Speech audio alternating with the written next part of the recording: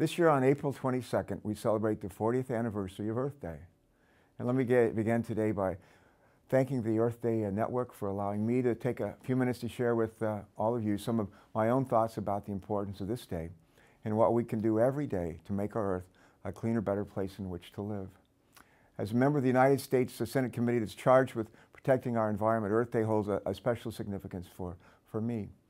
Earth Day was founded, as you know, in 1970 by a fellow named Senator Gaylord Nelson of Wisconsin. And its purpose was to galvanize an environmental movement and highlight the need for everyone to pitch in and help clean up our environment. As a young naval flight officer then, I joined the thousands of people in San Francisco to celebrate that very first Earth Day.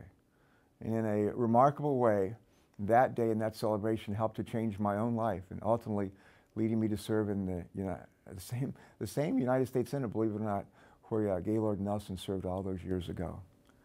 Earth Day today is also a celebration of the progress we've made to help clean up our nation. And on this 40th anniversary of Earth Day, we've got a lot to celebrate.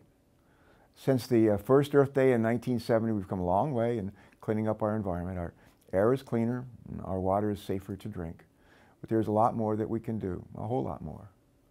As a member of Congress, I work every day with my colleagues to confront and solve some of our biggest environmental challenges: climate change, air pollution, water quality among them.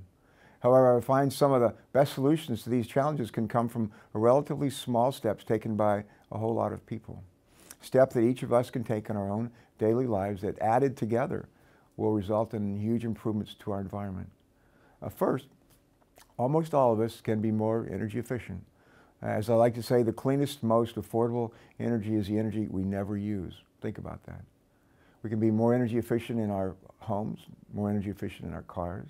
For example, lighting accounts for some 15% of all of our household energy use, 15%.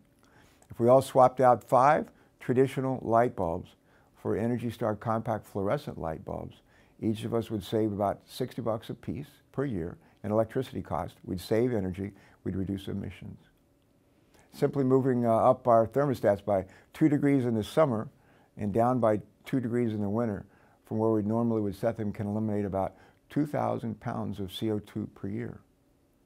Now, as Delawareans, we're lucky to be one of the first states, in fact, we were the first state in the country, but we were one of the first states in the nation to have a statewide electrical smart grid program. Through Delmarva Power's program, we'll be able to monitor and track our energy usage, making it easier to become more energy efficient.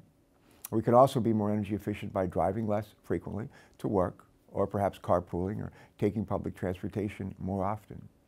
And you might be surprised to know that in Delaware, over 80% of our residents drive alone to work. We're not proud of that. But if just one person per household left their car at home and commuted by public transportation, carpool, bicycle, that household would reduce its carbon footprint by 30% per year. Think about that, 30%. Second small thing we could do is to recycle.